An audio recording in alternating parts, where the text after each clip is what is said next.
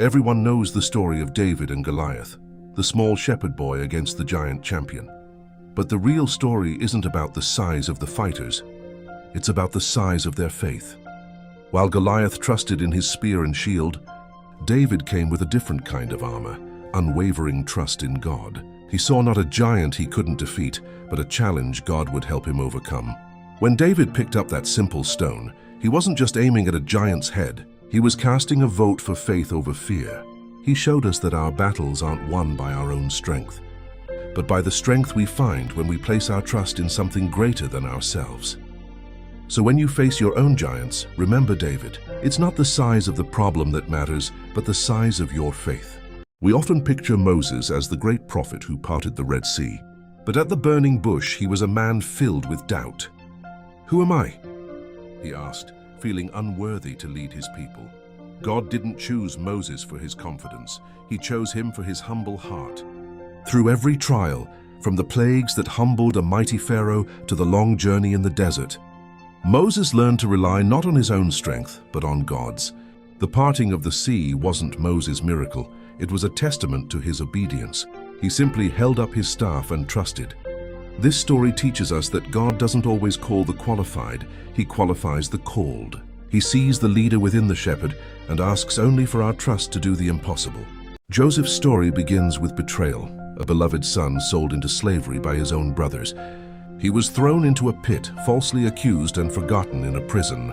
It would have been easy for his heart to harden with bitterness. Yet, in the darkness, Joseph held on to his faith.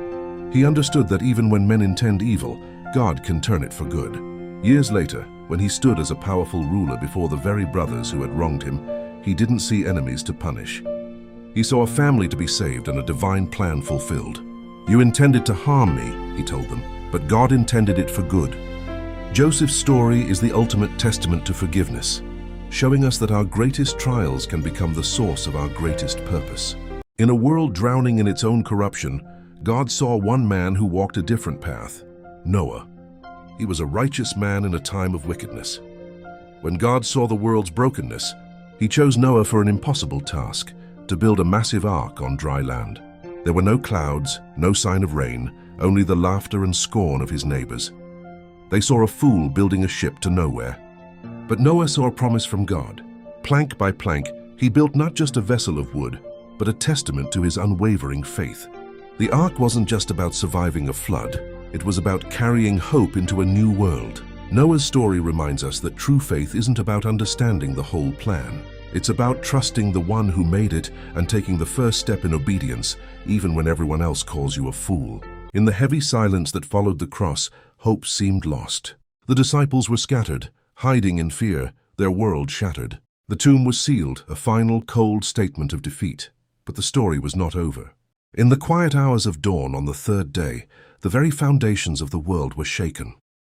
A light brighter than the sun, an earthquake not of this world, and the stone of despair was rolled away. Mary Magdalene, her heart heavy with grief, came to anoint a body and instead found an empty tomb. In her sorrow she didn't yet understand. She saw an absence, a final theft. Even when she saw him, she did not recognize him, her eyes clouded by tears. It was only when he spoke her name, Mary, that the darkness broke. In that single word was the voice of the shepherd she thought she had lost forever. Peter and John, who had run with breathless desperation, found only empty linen cloths, a silent testament to a power beyond their comprehension. They left puzzled, but a seed of wonder had been planted.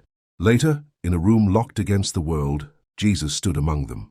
He didn't come with power and judgment, but with peace. He showed them his hands and his side, turning the symbols of his suffering into the proof of his victory. The resurrection is more than a historical event. It is the cornerstone of our faith. It is God's declaration that darkness does not have the final say. It proves that love is stronger than hate, and life is stronger than death. It is the promise that every sealed tomb, every moment of despair, holds the potential for a glorious dawn.